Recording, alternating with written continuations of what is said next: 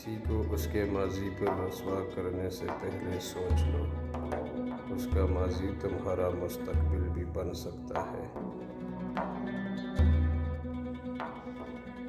حضرت علی نے فرمایا، سب سے زیادہ خسارے میں وہ انسان ہے جو حق بات کہنے کی قدرت رکھتا ہو لیکن پھر بھی حق نہ کہہ سکے۔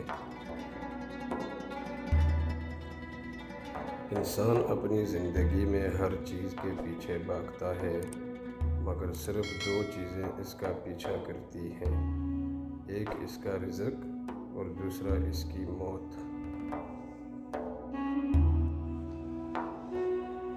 اپنوں کو ہمیشہ اپنے ہونے کا احساس دلاؤ، ورنہ وقت آپ کے اپنوں کو آپ کے بغیر جینا سکھا دے گا۔